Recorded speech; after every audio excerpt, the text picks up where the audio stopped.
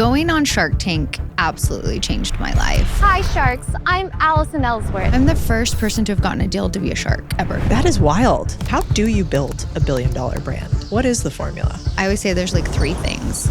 One is... Allison Ellsworth built a modern soda empire from scratch. From local farmers markets to a Shark Tank deal. Perhaps the most successful soft drink startups that America has ever seen. Poppi has over 3 billion views on TikTok. 1/3 of the platform has seen my face 7 times. Poppi was the fastest growing beverage in the history of beverage, basically. I didn't know that. As a brand, if you are not on TikTok, posting multiple times a day, guess what that costs you is your time. Have you ever had a really big disagreement or something go really sideways? There was literally screaming, fighting, but I think that it brings good resolution to have those moments. I love the good and the bad. I know. Our mission at Poppi is to revolutionize soda for the next generation. I want it to be the soda my kids and grandkids know as soda. And the only way to do that is to get it into more hands. So what does it take to sell a company to Pepsi for $1.95 billion?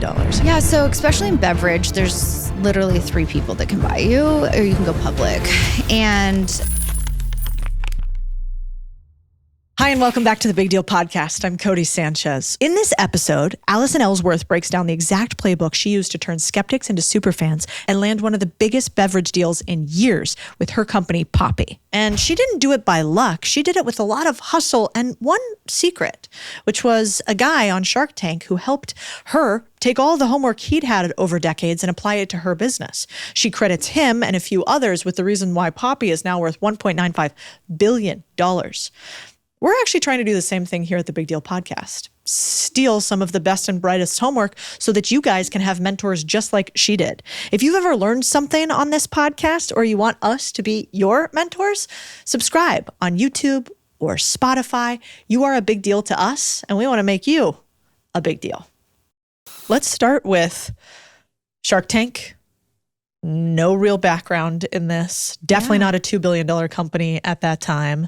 What was that like as a young woman? Yes, I watched every episode before I went on, and I wanted a deal, right? I think some people go on and they kind of just want to be on TV. Yeah, or get the marketing or something. Get the marketing. And then on top of that, I was 9 months pregnant, literally had the baby 2 weeks after. Oh, yeah. Yeah, but I always was like, oh, this will make great TV if I go in labor on national TV. Spoken like a real entrepreneur. She's like, this would be perfect. Might go viral. But it was interesting. So got a deal, absolutely changed our life. I think it's amazing. And then, being the first person to have gotten a deal to then be a shark and sitting on both sides and seeing both sides of the curtain, I guess, was really cool. And so who did your deal and how much money did they give you? Yeah, so we did our deal back in 2018. Mm-hmm. It was with Rohan Oza. Mm-hmm. It was $400,000 for 20%. Oh my God, deal of a lifetime for this guy. It is, yeah. Dilutive, at least? Yeah, of course. I mean, we had 100% of the company at that time. Okay. So, but that was okay. Like, you go on Shark Tank to make a deal. They're sharks. It is what it is. It's like, you know what you're getting into. Yeah. And at that time, kind of a crazy idea. You're like, the thing is soda. They're like, what? Like, it's not an easy business. No, it was worse back then. What it was it? apple cider vinegar drink. Which is like, is what? worse. Who wants to invest in that? But we were called Mother Beverage before we were Poppi, and we did the whole rebrand. So not only was I like, hey, by the way, we have no branding. We just have a liquid that tastes good and a good story. And he just kind of like saw the vision. And I think a lot of stuff I'm investing a lot now that I see, and the number one thing I invest in is the founder. And I really think that he just saw that and we just hit it off right away. Everybody says that it's about the founder, but then you try to explain it. Like, how can you tell if a founder is going to make it or not? So most founders don't like being told what to do, right? They're doing things different. They're paving their own path. And so when you go to a founder where I've been in their shoes, and I'm not here to like take your money, I genuinely have a little bit of more sympathy for that. And I can relate to a founder that has vision, but is willing to take help. Because there's nothing worse than trying to work with someone that thinks they know everything. Like, even in business, you don't want to hire an employee like that. That kind of a person's annoying. And a lot of founders have big egos. I had a big ego when I first started and had to learn how to work with people and in the same sandbox. And so for me, when I'm talking to someone, I'll do a little bit of a test sometimes. I'll be like, hey, for your packaging, it's so cute. I love it, but would you be willing to change it? And I try to see their reaction, even if I don't want to change it. And some people will be like, wait, I spent so much money. I worked so hard. And they start like backtracking on why they don't want to change it versus I could be open to that discussion, and they're like open. But you also don't want a founder that just is willy-nilly and will change. So you almost like it's like a gut feeling too a little bit. Yeah. Well, I think also, for that, I want the founder that's like, why are we changing it? Mm-hmm. And you're like, well, I think you could sell more if you did X and Y and Z. And the founder's like, okay, you think given your $2 billion plus access to Pepsi, if we changed the branding, we could get here and here instead of there? I'm like, yeah. It's like, do you want to be right or do you want to win? Exactly. So let's find the winners. 100%. I love that. Okay. You know what's wild about you? You actually started in oil and gas research before you started this company, right? Mm-hmm. So what does that even mean for somebody listening? I didn't know what I wanted to do. I just knew I wanted to make money. And you can make really good money in oil and gas. So I went on the road for 7 years working in teeny little towns. I worked in the courthouse where I would do the research on ancestry and trying to figure out who owns the mineral rights. And on top of it, then you track them down and you negotiate with them in the city and the local government and the Bureau of Land Management. Like it's really complicated. But so what it really taught me was going out, getting to know people, their family, and how you can use that in business and it's not so transactional, which I think is really amazing, is like relationship building. And then dealing with government is not easy, right? To get things done. And so I think it was really well-rounded business, almost like better than college. Right? Oh yeah, I think the best business school is being in business. Shocking, literally. And you probably got a lot of rejection, I imagine. Mm-hmm. I've heard stories about people trying to go buy land rights or mineral rights on somebody's land, and they get like chased off with a shotgun. Yep. Like, I bet, did you ever have instances where you were chased off land with a shotgun? There's a lot of ranchers out there that do not want you on there. They're used to people coming and sniffing around. There's times where I couldn't get a hold of people and I would send them a pizza with like on the top of the pizza, I'd go to like literally Domino's and write like a note and be like, I promise you, I'm like, just take a phone call with me. And then there's a lot of like backstabbing as well, where like the aunt finds out and tries to cut out the uncle and the sister. And like, you're playing a little bit of therapy, I guess, with the families. But like, once again, those learned experiences. It was really fun, but I'll be honest, it's not fun being on the road. And so I finally got to the point where I was like, I wanted to start a family. I loved it. I loved the money, but it just wasn't worth it anymore. And I was just discovered this new path. Yeah. Yeah. You're like an episode of Landman. Literally. Yeah. Did it help that you were cute and female? I was the only female at the majority of everything. And I do think it gave a little bit of a softer side to it. And I was from Texas and my dad grew up in Montana. And like I wasn't necessarily quote unquote a city girl, but I was. Let's be real, I was. But you threw a y'all in there where appropriate. Yes. I love that. So you go from naturally oil and gas straight to production of, I don't know, apple cider vinegar soda water, which is not so normal. No. What happened? Why did you do that? And did people tell you were crazy? Yeah. So I started it because I had a lot of health issues. My stomach was hurt. My skin was breaking out. I was allergic to so many different like makeups and fragrances. And I just started Googling ways to just like heal my body through food. Yeah. I never really had been into reading nutritional labels. I didn't even really know what half of the things that were bad or good for you were. Because, you go to college and then you kind of get out and you're just like, you just don't care about your wellness. I think that, look, there's a huge movement now. This was 10 years ago. Yeah, we were Taco Bell Cheeto girls. I get it. I love Taco Bell. I know, me too.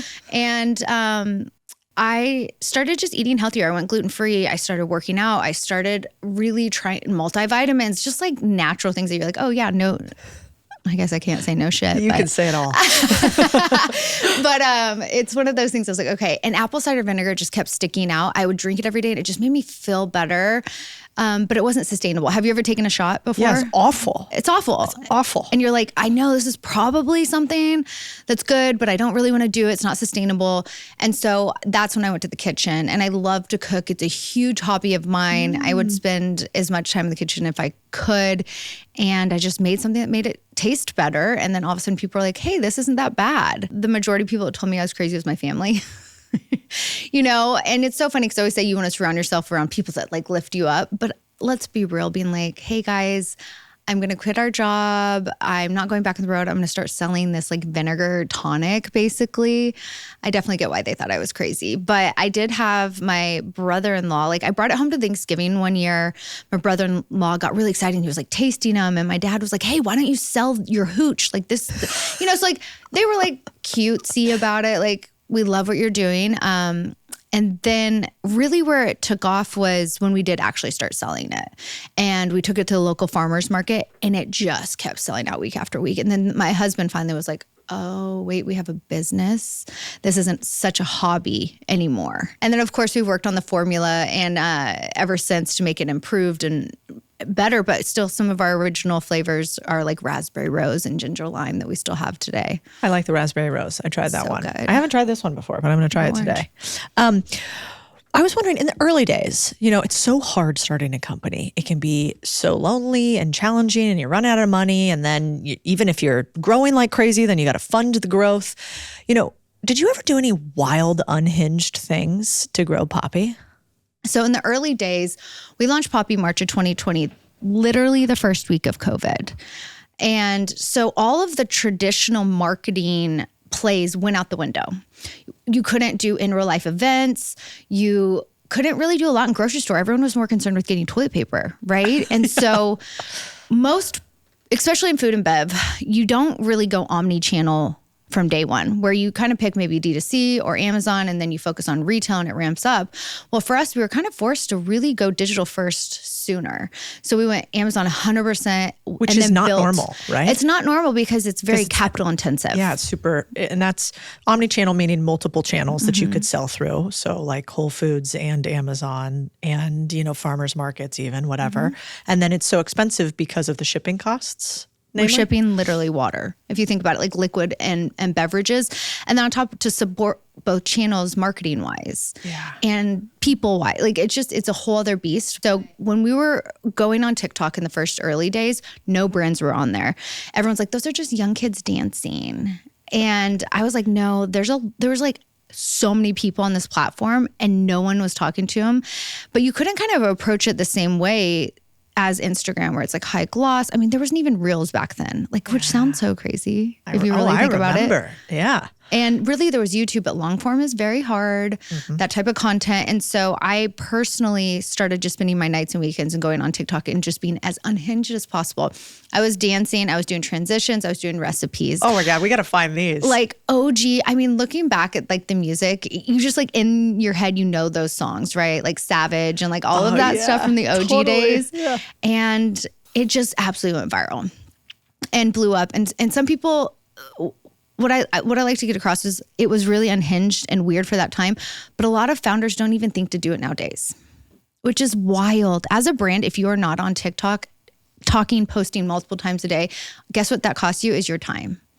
And the ability to go viral can happen. And so I'm just like, it does sound unhinged, but still some brands are like, I don't know, which is weird. It's hard to be comfortable being cringe, isn't it? Correct. Yeah. Like, were there ever, so if you're talking to a young founder and they're like, too nervous to start. I'm anxious. Nobody's going to like me. What if they make fun of me on the internet? What do you tell somebody to get over that?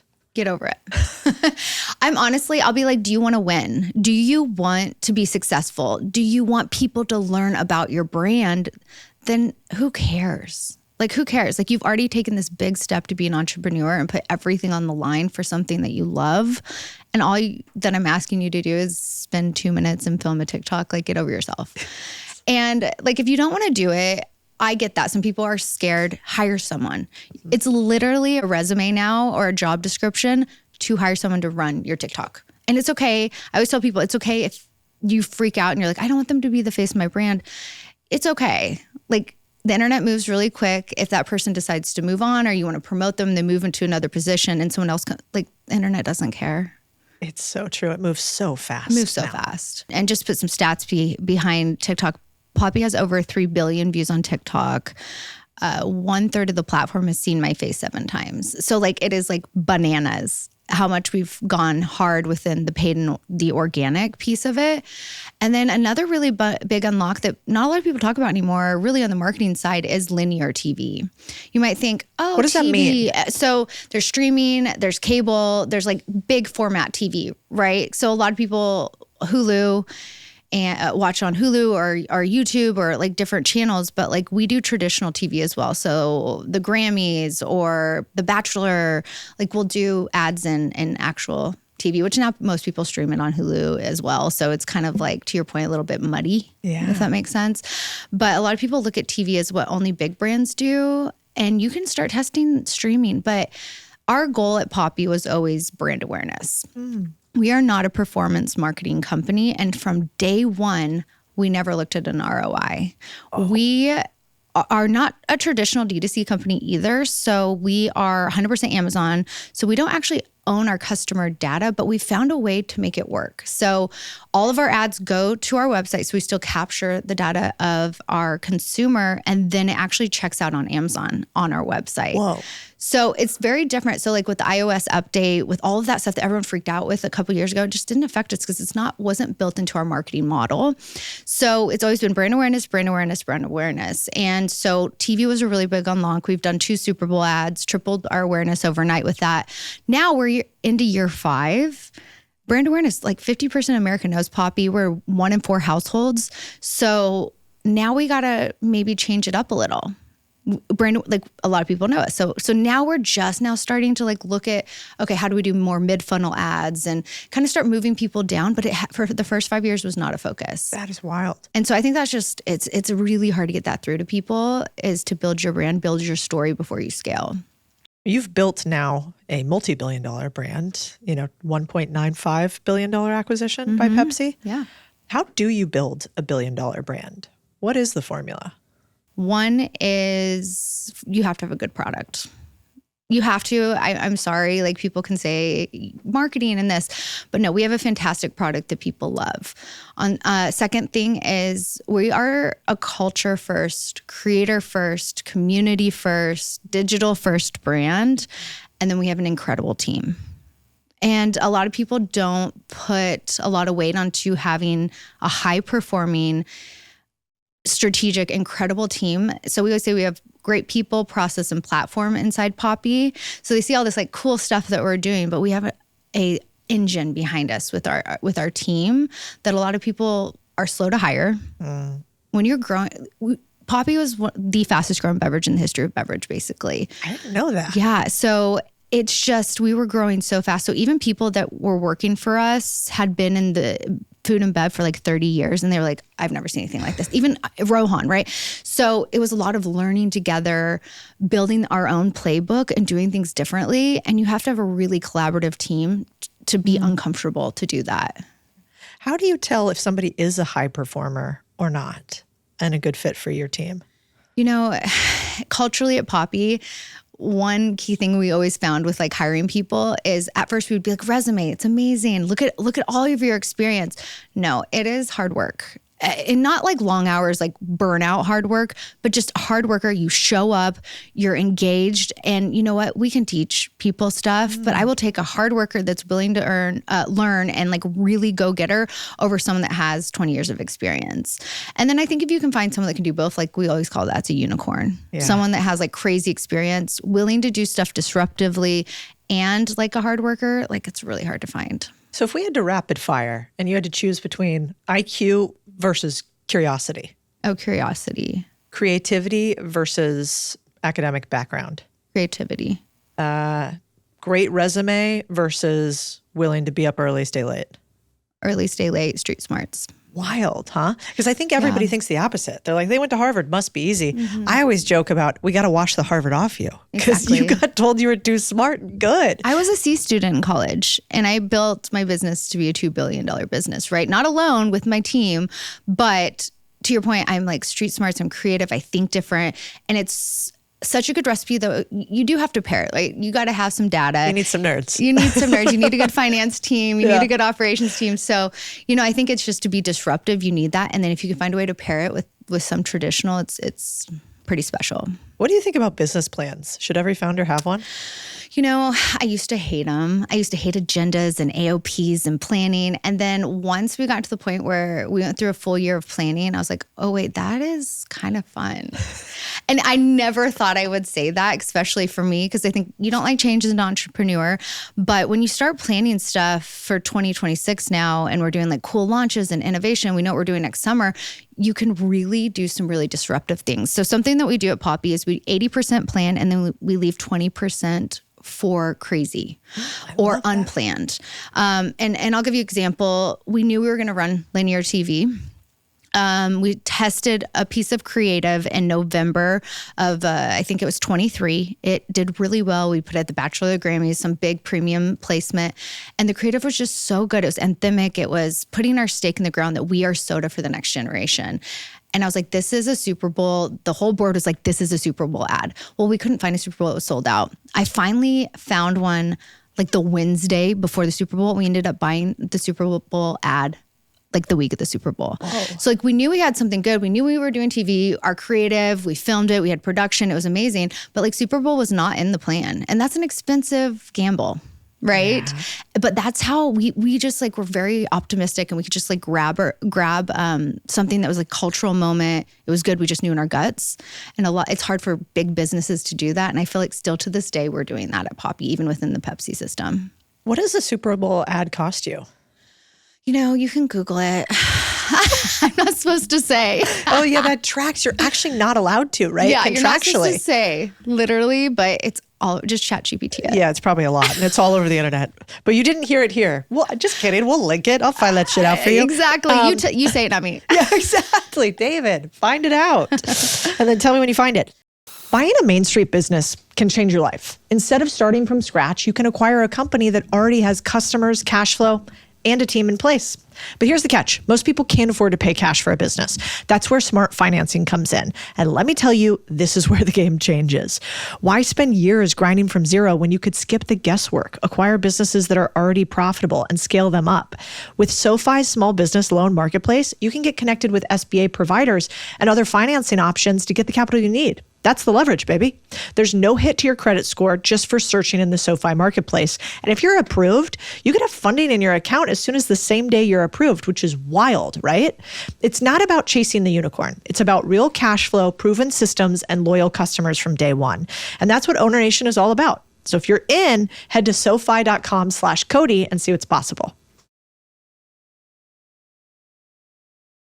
Okay, so how about this? Is it true that you raised $50 million for your company or something like that? It's a lot more. Wow. Okay. Yeah, obviously by now. Yeah. So I guess my question is about, so you've raised more than $50 million for your company. We'll leave it at that. There's so many people listening that like, they have what I call a first wallet problem, which is like they almost can't think beyond their wallet. So they're like, I have $1,000, so I could only start a company with $1,000.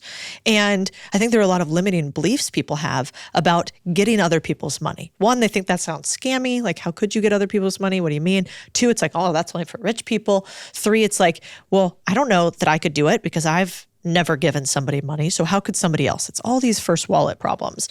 How do you pitch someone to get them to give you their money? You know, I think it's a few things. You actually have to have a business plan. A lot of people do not want to invest in an idea. Mm-hmm. And you have to also know where that money is going. There's nothing more that irks me when someone says, I want you to invest in my brand. I'm like, what are you going to use it for? And they can't answer that question. Yeah. You know, look, I'm open to all sorts of things. I've had people say, I want to clean up my cap table. I want to invest it in marketing and people and headcount. POs coming in. Look, there's not necessarily a wrong answer. You just kind of need to know. And then once you like dig in, you want to do your DD on the due diligence, but like you actually have to like know what you're talking about, know the numbers. And that was a big thing going on being a shark this time that I learned. There's a lot of entrepreneurs that came in and they didn't know where their money was. And I'm like, you're going to go on a national TV show and not know where the $700,000 lives on your P&L. Like, know your stuff. And if you don't know it, hire someone, do a fractional, like be scrappy, figure it out. And I think if you can do that and you can sell, then comes the dream, sell the dream, but you kind of have to, unfortunately, have a business plan. Yeah. So what did it sound like when you first pitched Poppi and you got people to invest in you? What was your pitch? Did you have a 30-seconder? Yeah. So, hey, sharks. No. We had done about $500,000 in revenue. We were a different company called Beverage, like I said. And we just had a great story. I was very passionate about it. We actually had some traction. We had some sales, right? It wasn't something that wasn't. We also were already in Whole Foods. So originally in the early days, we had Whole Foods come by our booth and they were like, you guys need to be in Whole Foods. And that was really an aha moment too of you have a business. So we had a retailer. We were going into Sprouts on top of it. So we kind of we were like a real business. We were a little baby business. So I think I have a lot of people that DM me now and they want a lot of my time. And it's tough because I don't have so much time and I have 3 children at home and I'm working on other projects and doing different things. And there's nothing, once again, that irks me more is someone saying, hey, I have an idea. I would love to jump on a call with you. And I'll be like, is that all? like you want me to build your business for you? Like you want me to just tell you, like, you know what I mean? It's tough out there. But I think it's actually good that you say that because so many people are like PC nonsense on here and they just want everybody to feel like they're nice and not tell them the truth. And people who are trying to build it, they need the truth. Like, hey, you will not get an investor to take you seriously like that. Don't waste my time because that will not lead to you getting more money. So I think it's actually really good that people say this, especially women and big women founders, because sometimes we're too nice. I know. And it's a problem. Yeah, you probably weren't always that nice when you were growing. You're like, I don't have time for this or this or this because I got to do what needs to be done in the business. Your life is so ingrained when you have business and kids and you're grinding and then you get to the point where they feel like, well, you don't have time for me. It's like, I don't have time for myself. Right. And so it's not personal, it's business and it affects people. For me, my family's incredible. They're one of the biggest supporters. I would not have survived my Poppi years without my husband. We're very blessed in that. But to your point, the friend thing's hard and I have so much love for him, but it's really hard. You work with your husband. I do too. So hats off to you. I'm a big fan of like family business. I don't know who talked us out of the idea that family business was always bad. But how important is your partner to you? Like how important is it the person that you choose as your husband or your spouse? Yeah, I mean, I think it's more important than they say, like you get into marriage with business leaders or investors and stuff. But if you don't have like that core, I don't know, like healthy marriage at home, like if your home life's a mess, then like you're not going to show up right and be able to be successful. And it's interesting because me and my husband started this together. I get all the recognition for Poppi, right? And so to even have a strong man to allow to live in that situation, I will say, we've talked about it and he's like, yeah, it'd be nice if I had more recognition, but like we're having success and we're building something that's going to last for generations. Like it's a true partnership and we know we're working towards the same goal has been really core to our success. But I'll be honest, now that we're on the other side of it, and we're doing kind of like our own thing. This is the first time ever we haven't worked together, like day in, day out. And so it's been an interesting, like, how we do this? Like, where are you going? How, like, I usually like am sitting next to him in the office or doing something. So it's like a whole new wave. And it's actually kind of fun, exciting. We're finding hobbies. It's like this whole new world of what I think probably marriage should have been, not like so crazy, like every date night at Poppi. So I just think it's so important. And then to find someone that lifts you up and like understands your values, because I am a very successful woman and a lot that can bother a lot of men, right? And he's just supported me through that. I don't know, would you say you guys have similar values? Yeah. I mean, I think I got lucky. He's a former Navy SEAL. So he never really cared that much about money. He was like, we weren't even playing the same game. There was no competition between the two of us because he really cared about service. That's still really important to him. Yes. He cares about like, really, am I doing something that matters? That's super important to him. He needs to feel like needed and respected. And I like the game of business. So I was like, no, I want to build something big. And like, who cares if they respect me? I want to do, And so the two of us together, I think that worked well. But if it wasn't for him, I do think it would have been really hard to build alone. I wouldn't be, like Poppi would not be here today if like we hadn't done it together. Hands down, I could not have done it alone. It's just, yeah, it's tough. And that's why we say like, it might not be your husband in business, but having a co-founder is special. And even if they're not a co-founder, just like the first 2 employees, like whatever it is, that community, keeps you sane. Buddy system. I like it. Do you think that you can become a really successful billion-dollar CEO and still have all the same friends, do all the same things you did previously, have work-life balance? Is that possible? No.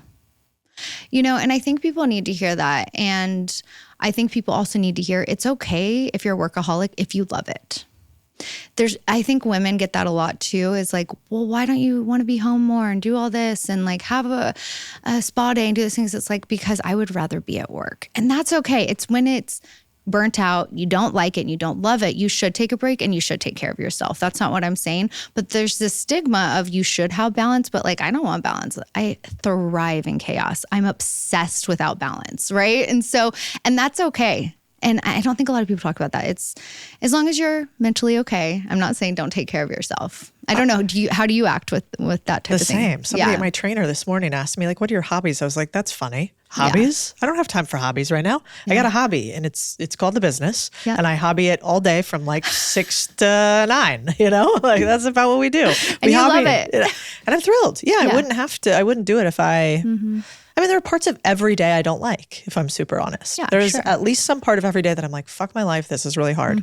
But there's more of the day that I really like. And so I can't imagine doing anything else. And I find it totally uninteresting, if I'm honest. Yeah. So that means you still love it. Yeah. Because now I'm on the other side where we've transitioned to advisors on Poppi. I'm still heavily involved in the creative and marketing, but I picked up golf and I'm obsessed. But that's a 180. It's a 180, but it's almost like I'm taking lessons 3 times a week. And it's a hobby I can do with my husband, which we've never had hobbies together because Poppi was our hobby, to your point. So it's interesting now being on the other side, but I'm almost just as intense with this and like want to get it perfect. It's not like, let's go play golf. You're breaking golf clubs. Everything I do. Yeah, everything I do is a little bit intense. Yeah, I like that. You know what else I think is really interesting about you? It seems like you never gave up your feminine look, your long hair, great makeup. Do you think that women need to change the way they look to be taken seriously? It's interesting. Look, I've always loved to be a girly girl. I grew up like dancing and with makeup, and it's so funny. I just never thought I had to change, I guess, to your point. I don't think so. I think especially now within tech and beverage and CPG, like showing up even in sweatpants, like I'm okay with that if my employees are at work in sweatpants. Because like, who cares? If they're working and they're performing, let them be them. There's many a time I've gone to a board meeting in sweatpants or in a suit, right? It's like however I felt that day, that was like my personality. And I'm seeing that shift, honestly, in the business world, maybe not like in the banking world and finance. That's when I go to like New York and everybody from Goldman to JP to... You're just like, you guys, put the suit away. Dude, I fell into that too. I cut my hair super short when I started in banking, and I have really thick hair, so I just look like a mushroom. I mean, it was horrifying for everybody involved. Man. Yeah, put a picture up on the, no. It's probably out there somewhere. But I think I really felt like this is what a businesswoman looks like. And now I'm not so sure that being attractive is not actually really an unfair advantage too. Right. And being feminine is actually kind of an unfair advantage because not a lot of billion-dollar CPG founders look like you. You should do you.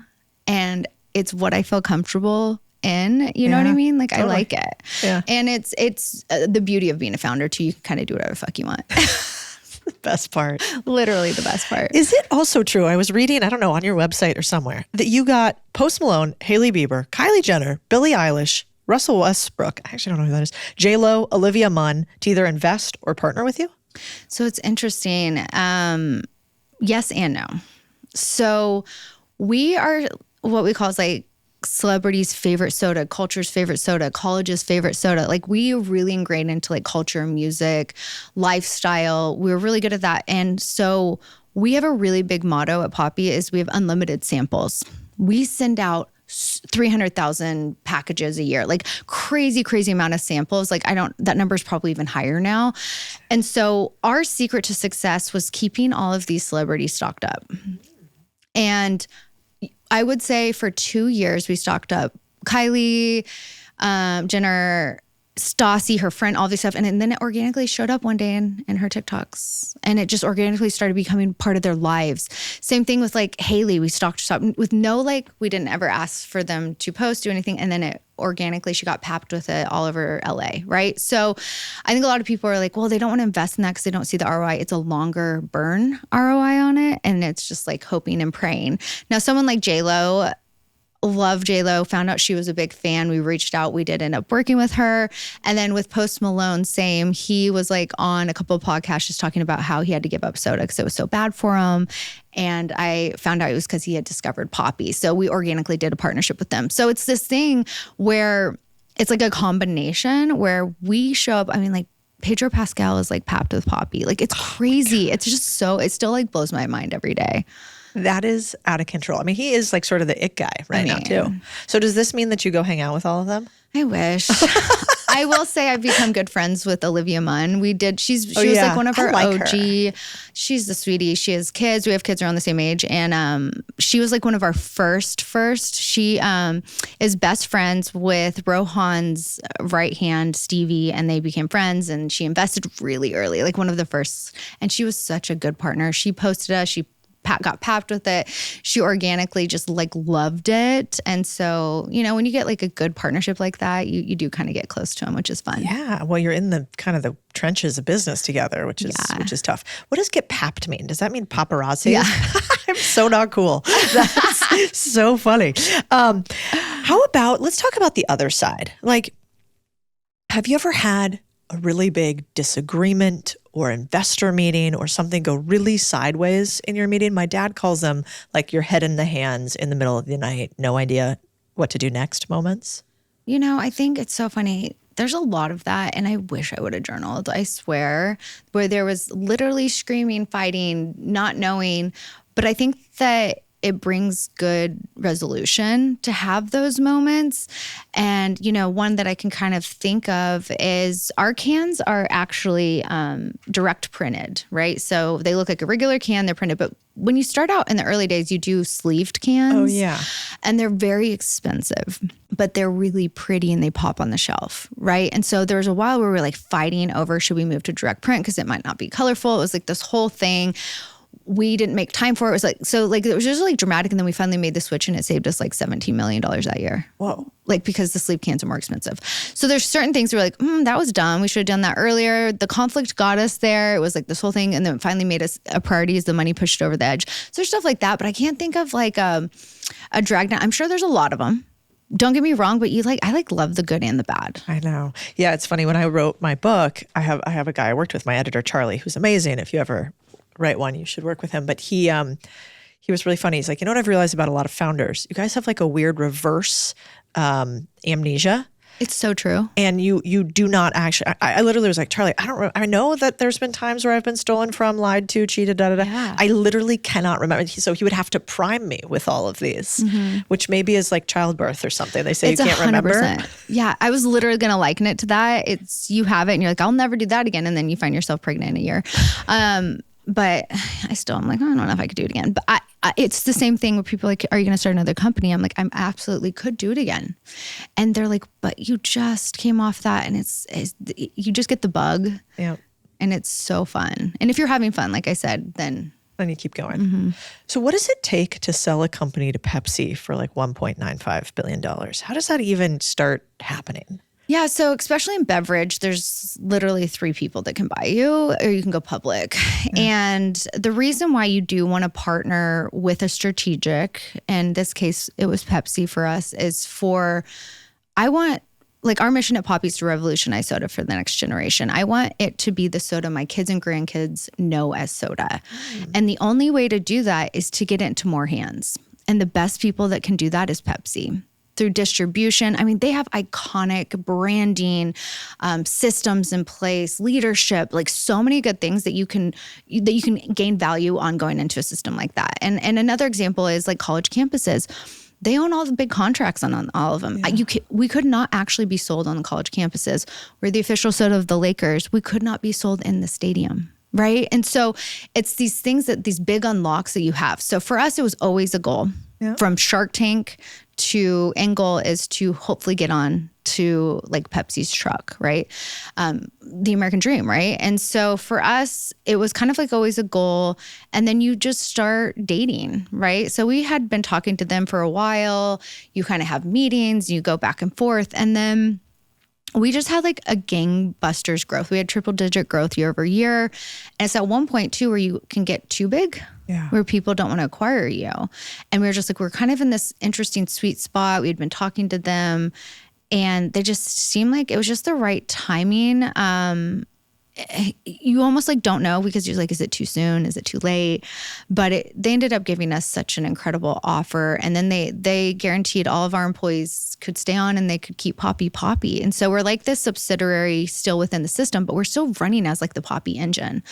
And so for me, it was like kind of check, check, check. And so between, us as founders and the board and the senior leadership, we all just like, in our guts felt like it was the right time. Yeah. And it was like cohesive. We all felt it. Nobody was like, no, because if one person's off, there's doubt and it casts doubt. And so we were like, if we all feel good, then this is probably the right time. How long do you think you had to start talking to people about this acquisition before it went through? Did you have a strategy about that? Were you like, hey, I want to build these relationships so one day when we need it, we're already going to be warm? Well, the good news with Rohan, our shark, he had just been in Beverage for a long time. He had sold multiple companies. He had great relationships. Our CEO, Chris, had been in Beverage for 30 years, had great relationships. So that goes to the piece of like, yes, we had a great story with me and Steven, our founders, but we also had a great like team around us to help guide us through that. And it was so fun to like go through it. Now I'm like, oh man, I want to do that again. I think there are a lot of people listening, and we've realized one thing in particular lately, David and I, that a lot of people don't know how to communicate with authority. Like they would not know how to stand up in the room with Pepsi and express what they want, or even how to come on a podcast and be taken seriously. I'm curious for you, do you think there are mechanisms to be taken more seriously in the way that you speak, maybe especially as a female CEO? Well, for me, it's always been a little bit harder as a woman to be taken serious in a room full of men, right? Especially in Beverage, I'm the only female founder of an exit of this size ever, right? And so especially in Beverage, it's like a heavily male-dominated thing. But the one thing I will say is the team embraced my vision and crazy versus pushed it away. And so I'm very blessed with that because I've heard absolute horror stories. I've heard stories of people being like, they want me to change my clothes. I can't have fun anymore and do it. I was just like, you started this company for a reason. Believe in yourself.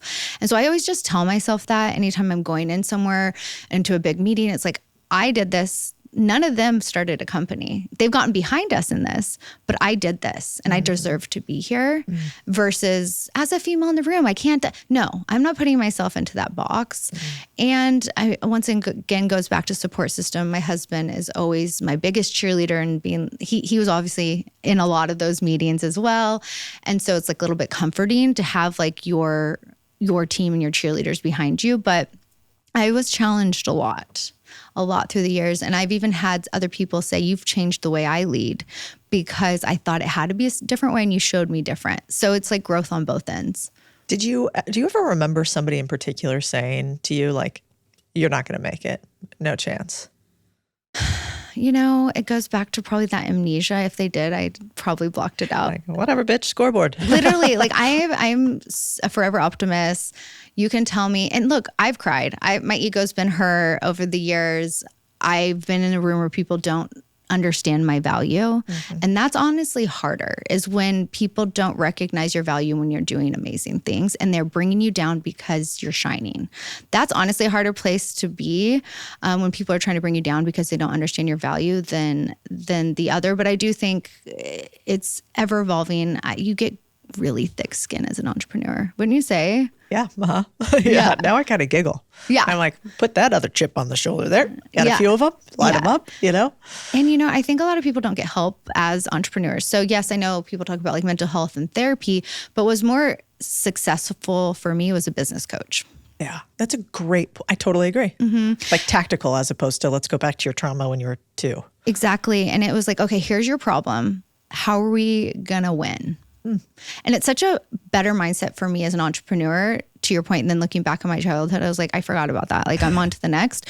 I always say, like, reach out, find someone that can help you, get a business coach, talk to people, build on that. And like, it's okay to get help too.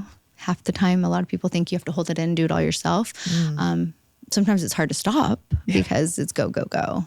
Oh my God, I'm so excited. Our annual event, MSOWs, come out. This event just hits different. It sells out every year. It is in person. There's a couple hundred of us that all get together. So make sure you get your ticket now if you want to. What is this event about? Well, if you want to hang out with like billionaires, if you want to hang out with millionaires, but also plumbers and secret agents, and also some of the biggest names in government and policy today, you're going to want to be here. Let me tell you some of my favorite little comments about this event. My friend Sam Parr says, this event is legit. We had a spy, a billionaire, and a hedge fund manager hanging out with a plumber. What? Another one, Nick Huber said, honestly, it's too good. You need to raise the price to this thing. No, I will not, Nick. Pace says, whatever you do, don't come if you don't want to meet Navy SEALs, buy businesses, make more money, or hang out with fellow psychopath owners. MSOWs is my favorite event because we break things down live. We do workshops to figure out business buying, but we're also going to hear from, like, I don't know, if you're into billionaires like Joe Lonsdale, maybe you want to hear from like a special surprise guest I can't even tell you about. And you also want to hear, like, how do you buy your first garbage truck and turn it into $1 million a year? That's Spencer who will teach you that. Anyway, tickets are out right now. You're going to want to get them. It's in Austin, Texas. It is going to be so legit. I can't wait to meet all of you guys there.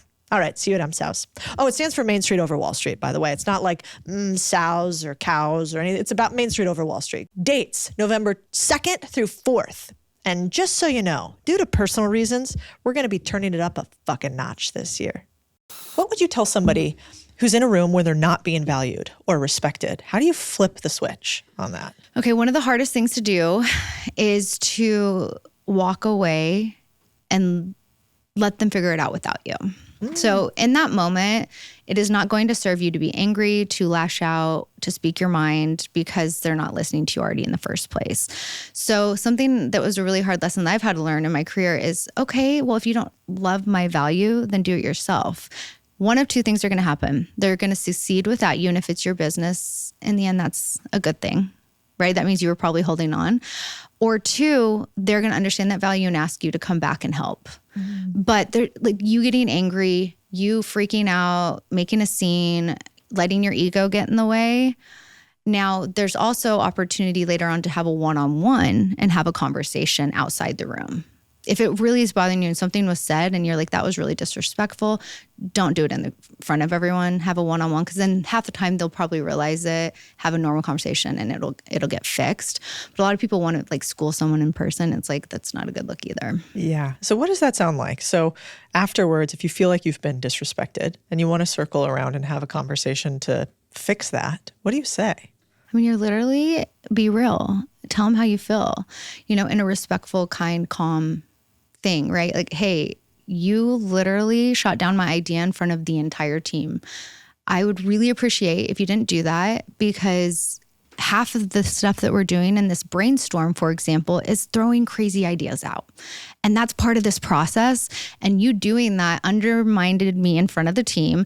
It also, you can see it on people's faces when they don't see your value, like the teammates. Like, I've had people say stuff and you can sign to see them like it's uncomfortable. Yeah. And so, hey, let's just, work on that. And like, how do you feel about it? Right? Like, hear their side of it too. So I think people don't like conflict. They don't like talking about things. And honestly, if you're going to be a good leader and a business man or woman, you have to be able to hit conflict as it happens, not 2 weeks later because it manifests. So true. Like, focus less on exactly what you say and just go say the thing. Mm-hmm. And then you'll get more used to it. And those repetitions will lead to like better rhyming as you continue to get reps. Yeah. And I think with value, it's so funny because you usually move through stages of you're angry, you're sad, and then to me, then you need to move to building to fix it, right? So it's like a normal emotion people go through. And it's like, okay, now I always want to kind of get to that third stage really quick. I'm like, okay, you pissed me off. You hurt my feelings, but now how are we going to fix it and like go to problem solving? Yeah. It's really hard for people to do that though, to get into that space, because staying in that angry and hurt phase, sometimes it feels better. And it's very easy to just go around and sort of continue to tell that story to everybody too. Guess what happened to me? I'm a victim. I totally get that. What about, What, do you use different self-talk? Like, do you say words to yourself like, I'm stressed, I'm anxious, I'm this? What does the voice in your head sound like as a $1 billion founder? I'm tired. I'm tired. I have 3 boys. I have a problem. I don't say no to anything. Oh. And I don't take time for myself to just do anything. So for me, it's mostly I'm tired, but it's always I can do it. And I rarely say I don't get anxiety like hardcore. I'm sure I probably do, but it's not, everyone has it, right? Yeah. So I'm not saying I'm not, but I do wish I could sleep better. I was tired. Like you're just going to be tired. Like I don't know how to explain it. And so like even tonight I'm like, I'm going to go home. I want to watch a movie and go to bed at 9. It was a long week. And then Sounds tomorrow great. I'll wake up and be like, wow, I feel so much better. I know, 100%. Yeah, well, one of my favorite mentors said, do you want to give up or do you just need a nap? And I was like, I need a fucking nap. You're right. I'm Literally. sorry. That's such good advice. Yeah. Sleep is a beautiful thing that can just make you feel better. And it's so crazy. It's so simple. But I love it when people are like, give me the recipe to that. And I'm just like, get some sleep. Yeah, it's so true. Yeah, I was at church the other weekend and the pastor had such a good saying. He was like, sometimes it's really hard. They're kind of these young guys. They're here. It's called Red Rocks. Have you ever heard of it? No. We go to Austin Ridge Bible. Oh, okay. I've gone there too, which I love also. Yeah. I like this Red Rocks crew because it's in a movie theater, a converted movie theater. Ooh, they're like interesting. 4, maybe sub 33-year-old guys, super young families. And they're just building a church for the first time ever. You're watching them do it live. And I love something about like that young hustle. I just respect so the hell good. out of it. So anyway, sometimes I went to church that day and he said this line that was so good. He's like, well, there's the guy who's sort of the head pastor, then this one that was speaking. And he's like, it's hard. So sometimes, even though we have this big mission and I have all this faith, I want to give up.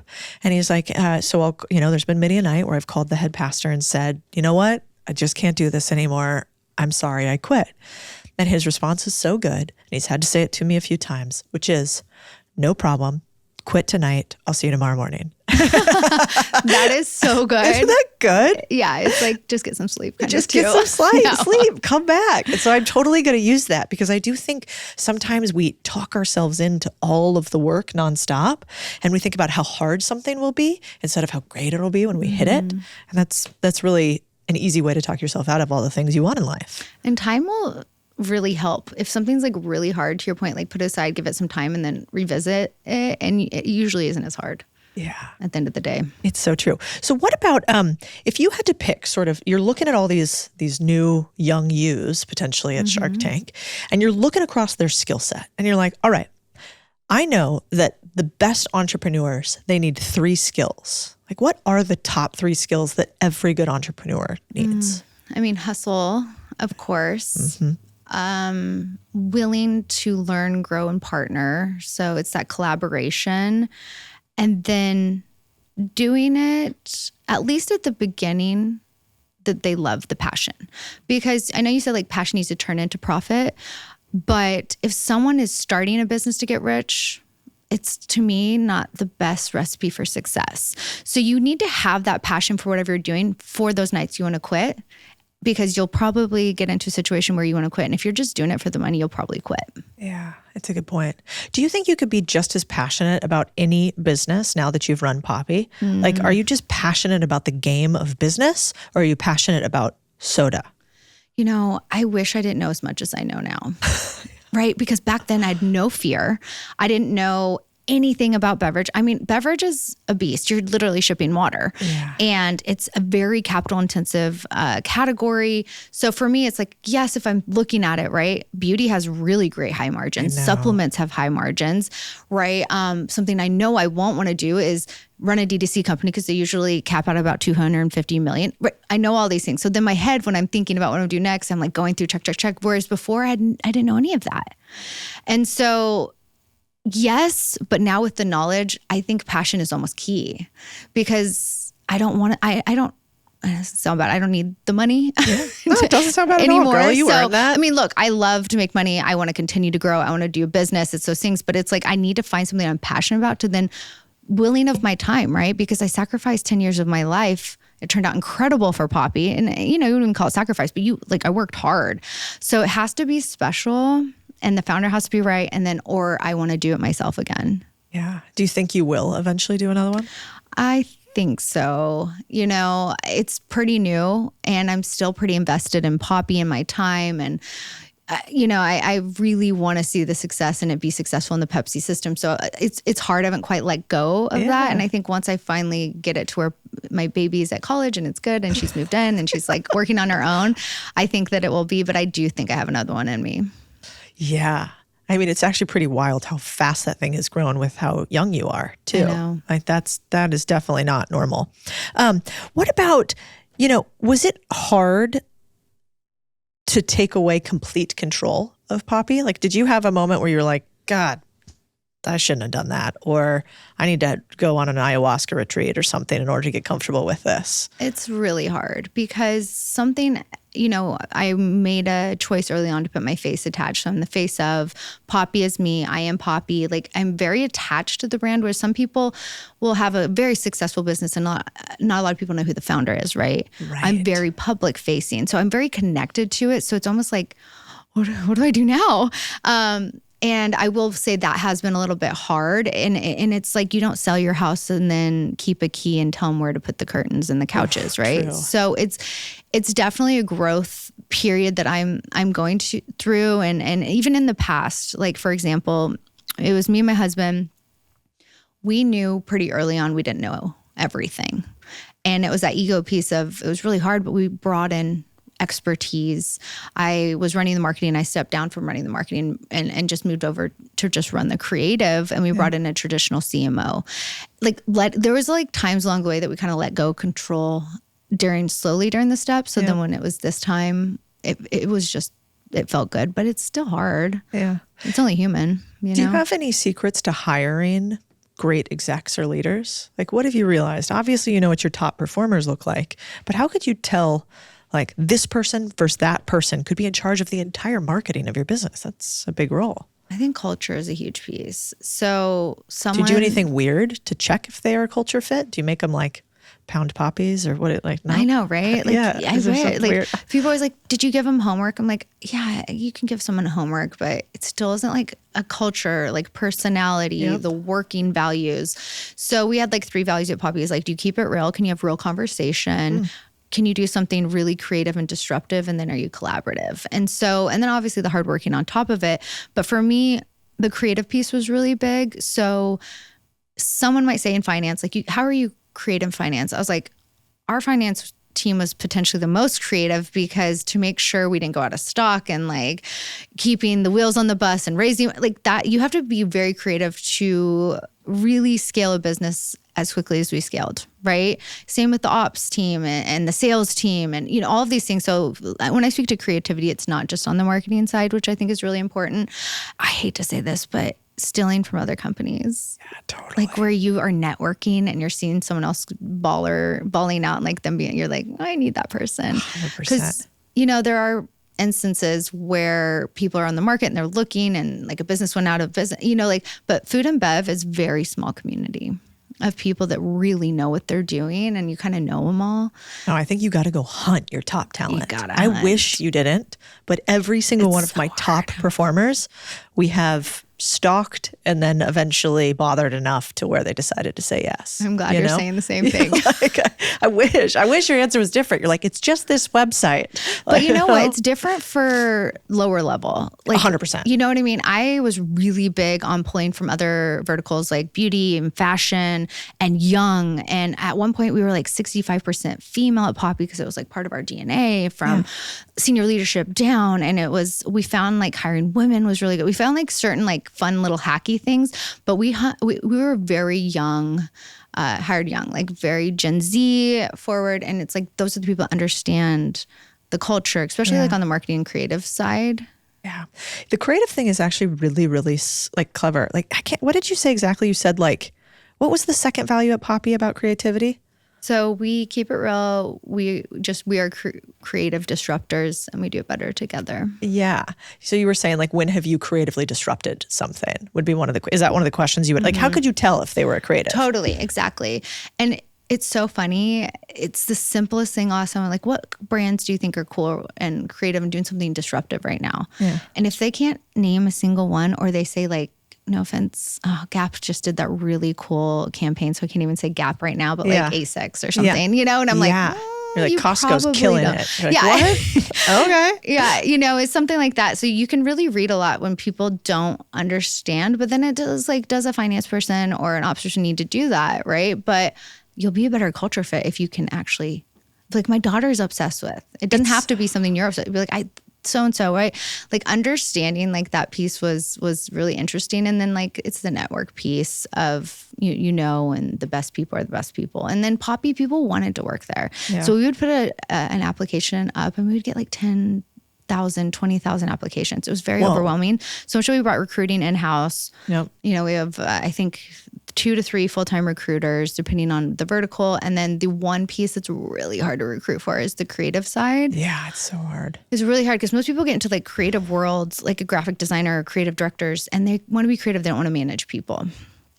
And so, and do you really want them managing people, right? And so you once again have to find those unicorns that can do both. And I feel like we have a killer team that can do both, but it's a lot harder to find. But I accidentally almost snuck into your office that time when I was telling you about with the leasing, because the door was open, you know, when you come off the elevator or whatever. And what I loved multiple things, but I loved that it looks like your cans, right? And you even have like a component of it, like the bright colors, you know, the shiny, like it's just, the whole thing is, it all matches. And so I can see how like deep your culture must run because, you know, when other people repeat your words back to you, when your like headquarters also matches what it looks like online, I don't think people realize how hard that is. And to do it in a way that's not a caricature, right? Exactly. Yeah, building a brand is really hard. It's easy to have a product, it's easy to have a business, but creating like a movement is really hard. And so honestly, with me transitioning out, that and what you're saying makes me sleep at night because of the incredible team, and they get it and they know the brand and they know culture and they're proud of Poppi, right? So like that makes me like sleep better. But I will say it just was fun. Like we were just like a fun place. We grew quick. We were like a family. We were a business, and brand first always. And I always say like create, like know who you are before you launch a brand. Like do the work, understand your consumer. What are you saying? Who are you speaking to? Who's your creative consumer? Who actually drinks Poppi? Like we did a ton of brand work and brand house and who's our muse and all of those different things we worked really hard on. So we knew who we were before we scaled. Whereas a lot of people scale, they have a business and then you try to create a brand. It's a lot harder. It's so hard. And then to build a community once you're big, like it's just really hard.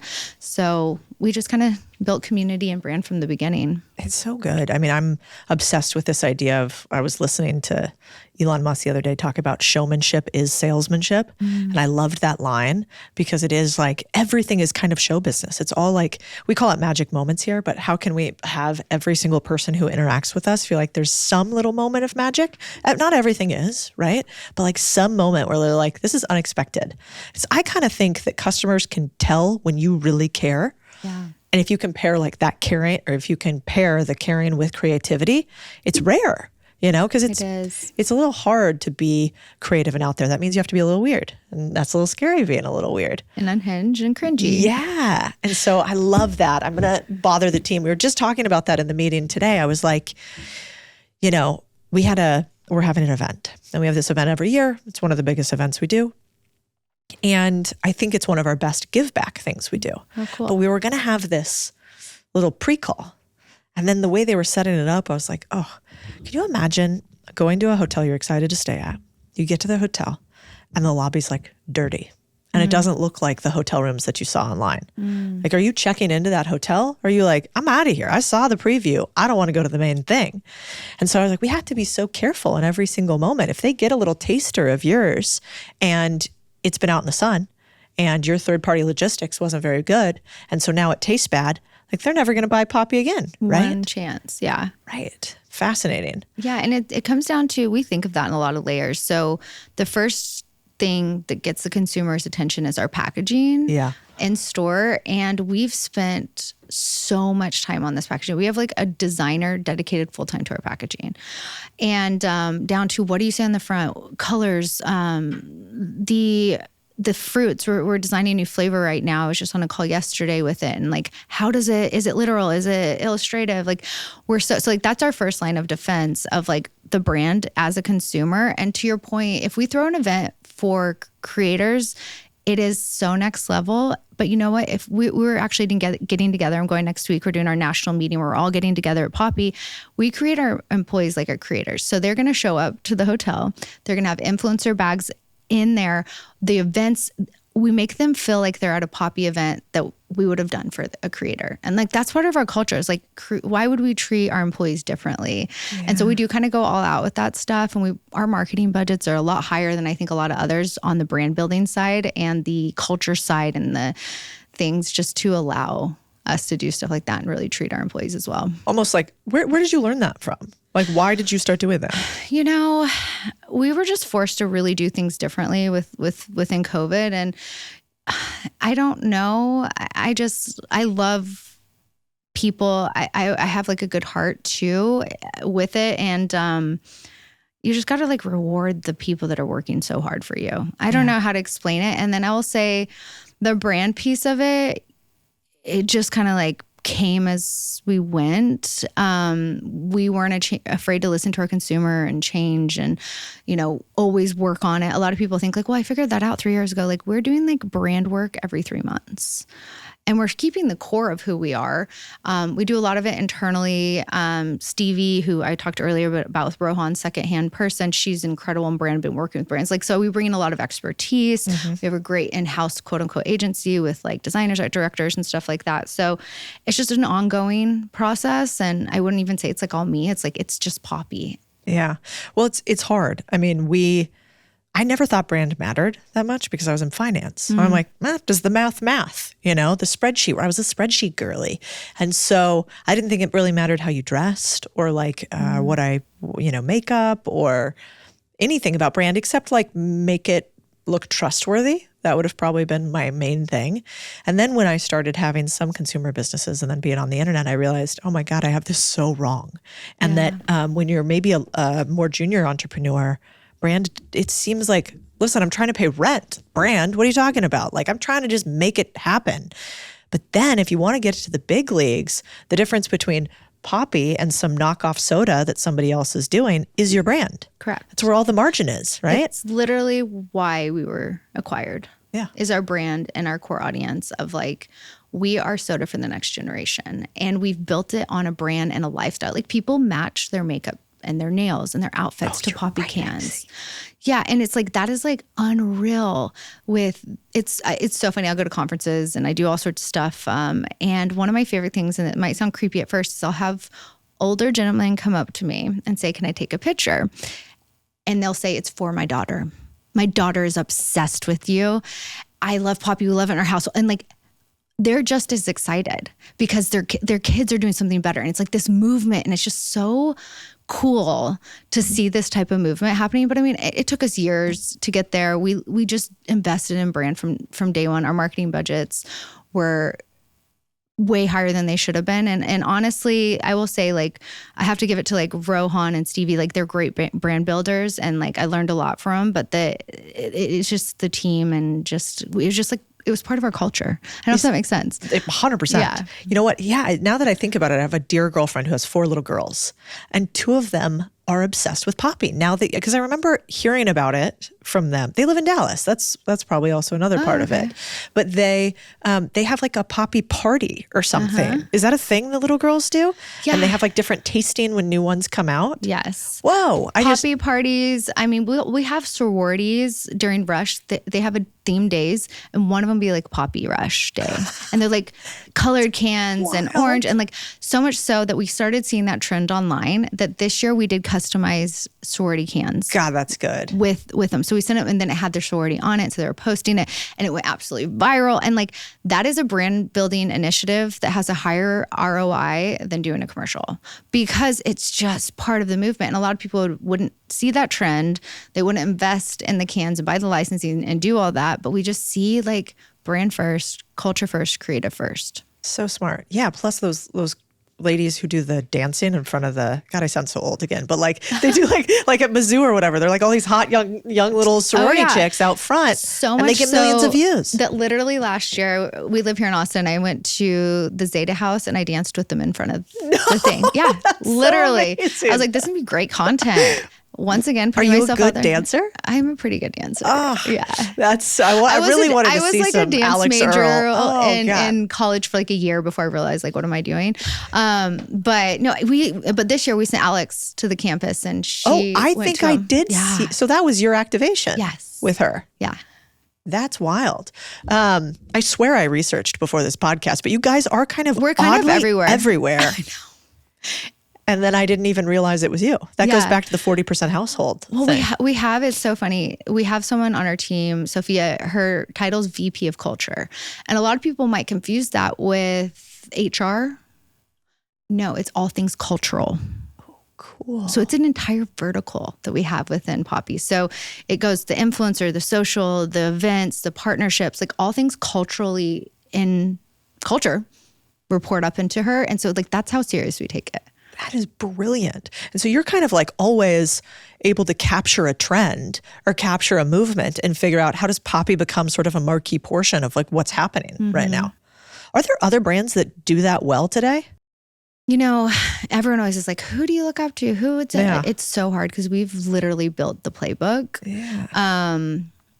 Like Duolingo had a moment, I feel like, where they were really doing that, but that's not so much now. Right. Yeah. I would say Duolingo did a good job online and with their mascot. I've always thought like mascots are a little cringy. I'll be honest, like people dressing up in cans and stuff is like weird to me, but it worked for them. Yeah. It was really like did. a moment. Plus, what else are you going to do with that? You have a beautiful can. You know, they're like, here's my app. Yeah. That's yeah, tough. totally. So no, this has been a really hard question. And I've like always, the only people that I'm like obsessed with that move at the speed of culture, that they're huge and it's $1 billion brand. Cause it's really easy for like younger brands to like do stuff, be more nimble, but Skims. Oh yeah. Somehow they figure out marketing initiatives where they'll get like the White Lotus cast in a campaign 3 months after it airs. And I'm just like, to move that quick with such like a cultural moment is pretty impressive. Yeah. Those nipple bras were brilliant. So good, right? Because you know what else I really respect about them? They do not give a fuck. They're like, do we win? We don't care what people think. They're like business women and people underestimate. And that's why I think it goes back to like where you can be in fashion and dress different and do things and put yourself out there and be a badass like businesswoman. Like you can have it all nowadays and be a mom and not be a mom. And, right? Like you can kind of, I really think this female movement is like our time now. Is it harder? Yeah, it's harder. Yeah. But being an entrepreneur is hard. Yeah. Yeah, all hard. So just choose it. Yeah. Yeah. I kind of want to end on, it's such a good point that you said about the Kardashians though, because we've been thinking about that lately. We did these like little photo shoots, but we riffed on like iconic, remember Kim K when she was Man of the Year with the Cheetos bag? So good. And even that I was like, oh, it's just slightly off. She's kind of making fun of it, kind of not. It was so well executed. And then Taylor Swift when she had the cat around her shoulders. So good. Do you remember that one? Yeah, everyone calls her the Catwoman. Right. Yeah. So she's like, fucking Time Woman of the Year, whatever. Yes. And so we did these little things and they really hit. And I was nervous about doing them because I thought, well, that means we're not very serious. Like, are they going to take, I've got a Cheetos bag. Why do I have a cat on my shoulders? But you kind of got to get over it. But it's almost going against the grain of like what you guys are doing. And it puts you out there and then you get eyes on it. And at the end of the day, you're winning when more people learn about what you're doing. Yeah. It's win. Like, as long as you're not doing something like don't get canceled, like, out there, but like that's not going to get you, that's just going to get eyes on you and it's going to be fun. And you know what? If you're having fun doing it, like do it. Yeah. Plus, like I think a little inoculation against cancellation every year is fine. Yeah, I try to throw out a few things that might get me canceled every year because just on the edge. Yeah, just like right there at the end, little vaccine. So I want to end basically with this. So you're going on, you are now inspiring this next generation of entrepreneurs, which is so cool. What would you tell the 21-year-old that's listening that wants to build a business like you? What would you tell them today? Get online and start telling your story now. Building community is going to be an army of people behind you. And everyone, like, almost think like an influencer. Be a creator. Be something that you don't know what your logo looks like, get online and ask. You might have 2 people tell you, but hey, that's an audience of 2 giving you an opinion. You can take it and build on it or not. But I think a lot of people are just still scared. They see a lot of brands online. They're like, oh, it's so saturated. Everyone's doing that now. Well, it's probably because it's working. So I know that sounds really simple, but as a business, start now.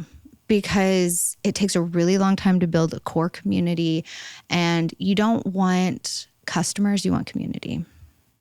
So good. Especially in a world of AI where everything's easier to build, the moat is community. It's how many people want to buy your stuff because they want to associate with you. And loyalty, right? And it's nowadays consumers are a little bit not as loyal. They're like try brands. It's a little bit hard, especially with Gen Z. You're seeing like they're not as loyal, or they'll just try something and it's flip-flopping, like all of that. But if you have a core community, you'll get that loyalty as well. Okay. And where should everybody follow you, Allison? Yeah. So obviously the Drink Poppi channels, you have to check it out. But then obviously on my own, it's Allison Ellsworth. Are we going to see the dancing TikToks if we go to your TikTok? You will. We'll have to scroll up. So much so, literally, I'm so excited. They do Dancing with the Stars Austin, and they pick 5 women and 5 men. So I'm dancing this year in a big gala. It's for the Center for Child Protection, and you raise money. It's like the biggest gala. So I'm actually even doing dance lessons right now. Like I have not done it in 20 years, but it's for a good cause. And so I have time to do stuff like that now. I will make sure I donate. That so sounds check it amazing. Out. Yes, thank you. I can't wait to see you dancing there. You don't want to see, I've only ever danced in one video on the internet, total regrets. That's one of my rules, actually, as they know, no dancing on the internet, Cody. So now maybe I got to change it up. Oh no, I'm going to get you on next season. I'm going to literally put your name in to be on. You're so screwed. I should have never told you that. Let's give you all my weak points. I'm here for it. Thank you so much for coming on today. Thank you. I had so much fun.